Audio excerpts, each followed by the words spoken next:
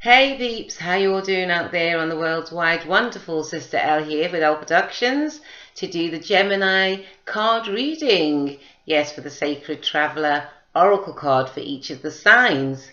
Now I did a transformational card reading a few days ago, and in the area of travel, two cards popped out, but I only really showed one, and that was the Abundance card.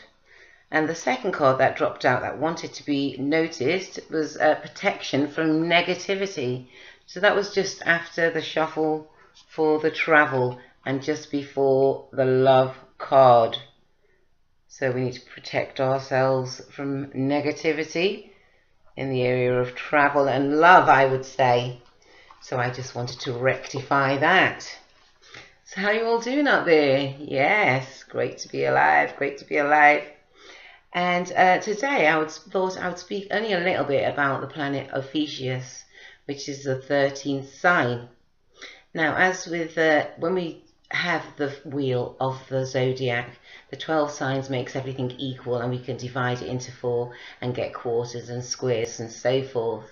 And so to have a 13th sign might put it a little bit off balance. However, Mother Nature in all her glory said no, Ophiuchus, the female sign, will not be unbalanced, and Orion is considered the opposite sign to her to make it the 14th sign. But I'm sure we could go on forever. However, I just thought I'd mention Ophiuchus and how she's in between Scorpio and Sagittarius, which is quite interesting. And it's an 18-day period, and that starts from November the 29th to December the 17th. So with Ophiuchus, it's the land of the serpents, or the home of the serpents. And if we look at yoga or any Kundalini type energy, we can know that we speak about the serpent energy within us, our Kundalini rising, so to speak. And the base of the soul is considered the seat of the soul, or the seat of the serpent. And the serpent rises within us as we learn more stances, more poses, better concentration on ourselves. So it's about, Ophiuchus is about reliving. This is what I've learned so far, about rejuvenation. And sitting in the sign, between the sign of Scorpio and Sagittarius, I can see how this would fit, because Scorpio is our transformation sign, isn't it? It's a time where it's the place where we transform within our birth charts, or we find it fairly easy to transform, maybe, even though it's a fixed energy. And then we have Sagittarius, which is a mutable energy, very flexible. So Ophiuchus is in between the two, and is considered a female sign, as I was saying. So I thought today, being Gemini, being a little bit curious, to pull 13 cards in that representation. Okay, so we'll start with the Sacred Oracle Traveller deck, and also the Kyle Grey Oracle cards. So I'll give everything a bit of a shuffle. Yay, so how are you all doing? Yeah, sun is shining and people are feeling much better, I feel, with the rays beaming down on us. And here's our first card. The first card is for Gemini, since the sun is in your first house and it's joy and delight. Open your heart to joy. Wonderful, so that's for you. And we have a quick shuffle of the Kyle Grey, and each sign can have 2 cards each, since we're doing the Twinnie thing. Yeah, that's right. Let's see what Kyle Grey would say for the Geminis with the sun in their first house. Let's see what you say for us. Okay, this card wants to come out. The Miracle of Prayer. There you go. And that's your Archangel there for you. You can have a look up for that. It's a little bit of homework, and Gemini is a very curious sign. There we go. So you enjoy that, Gemini, with the sun being in your first house. So now Taurus, the sun is in your second house. Let's see what Sacred Traveller Oracle card we have for you. You lovely Taurians out there. Oops, a few dropped out there, but this one definitely jumped out to be seen. And it's called Finding Sanctuary, opening to your spiritual source. There we go. And the top of the deck for the Kyle Gray is Loved One in Heaven. A loved one in heaven is sending supportive energy and much love and joy to you, Taurians, in your second house of values and finance and abundance. Okay, now we have Aries. Some for Geminis in your third house. That's short distance traveling, communication, etc. Chatting to your neighbours maybe. Yes, so that will be for you, Aries. Hope you enjoy that third house of the Gemini Sun. This card looks like it wants to be for you. Vast Vista, expand your horizons. And the Sacred Travel card was Speak Your Truth. Well done, Aries. You keep that fire burning. Speak your truth in places that it's needed, required.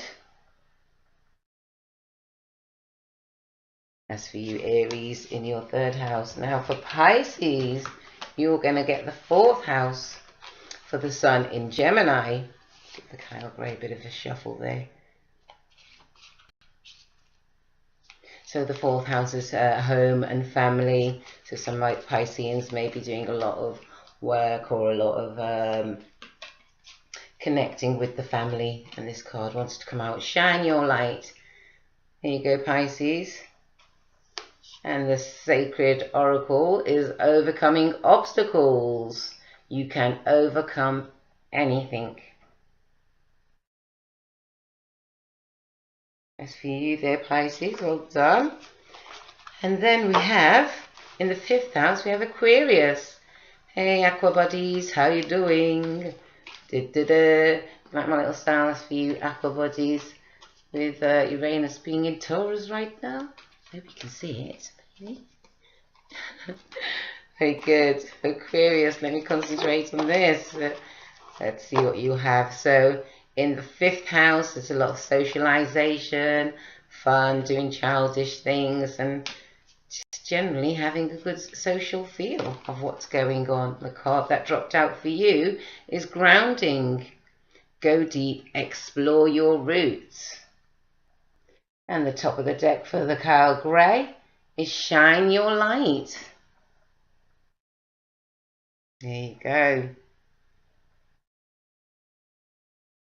Okay. Give all the cards a shuffle again. So there you go, Capricorn. What you have is the sixth house. And the sixth house is work, balancing work and home life. And what else do we have? And it's healing also. Sixth house is very healing, and every day matters also. So the habits that you have daily, maybe they'll be changing, or you'll be rejigging them maybe. And the card that wants to come out for you there, Capricorn, is Ascending the Mountain. Keep going forward. Indeed you can. And the top of the deck for the Kyle Gray is Spiritual Gifts. Maybe you can tap into your spiritual gifts at this time. See how you can utilize them. So that's for you, Capricorn, in your sixth house. That's right, Saggy, you have the seventh house, since you are opposed to Gemini or opposite the Gemini Sun. This involves relationships of all kinds, mainly one-to-one relationships. And yours is surrendering to the journey, release control. There you go, Saggies. The top of the deck for the Kyle Gray is Manifesting Miracles.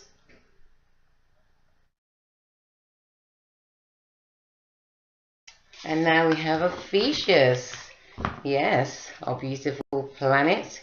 He wants to be remembered and reconsidered. Hibby, to rejoin. Okay, let's see what we have for Ophiuchus. We have it. Earth Angel. So your Earth Angels are thinking about you at this time.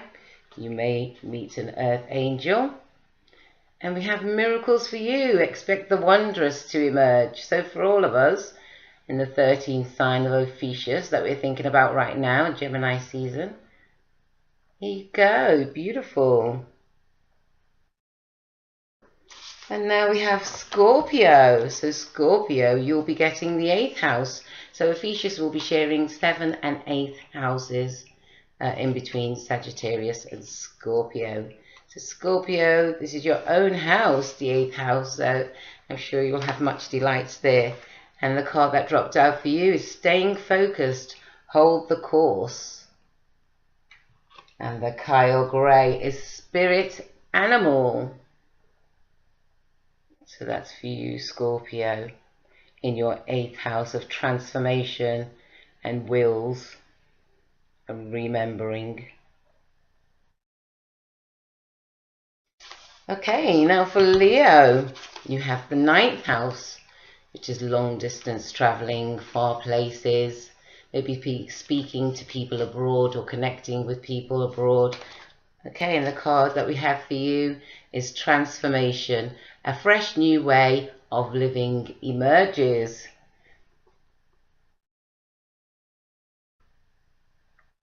That's for you, Libra. Sorry, Libra in the 9th house. That's right. And we will be, and your Kyle Gray card is the miracle of nature. Let's look out for any miraculous things that you see out and about on your travels in nature.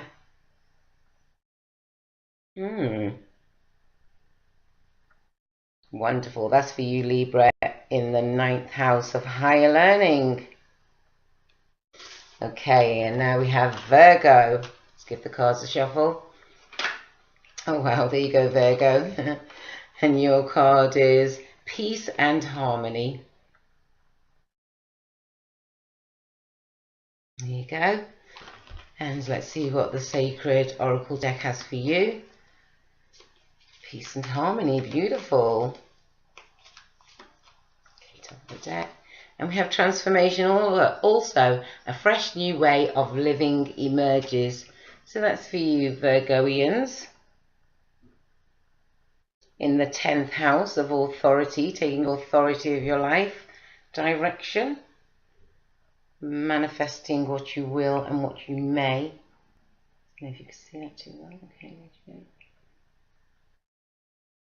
so that's for you, Virgo, in your 10th house. And for Leos, let's see what the sacred journey has for you in your 11th house of communities and groups and socializations. This card appears to want to come out, and you have too have Mystic Healer. Healing energy flows through you.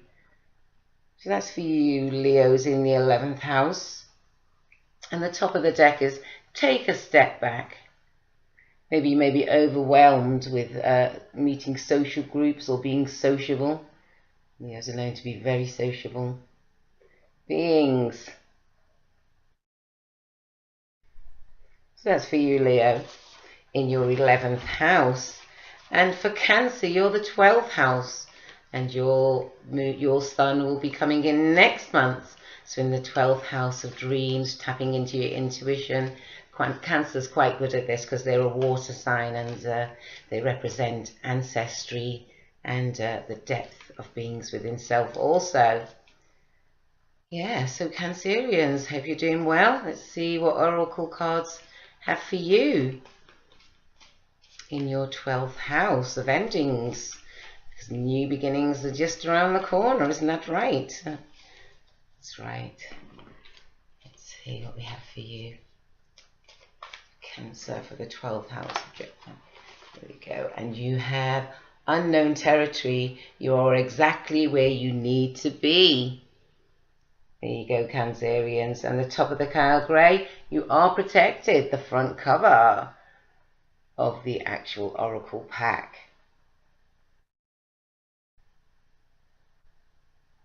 So there you go, Cancer. I hope you have a good one there. And a card for all of us. Let's see.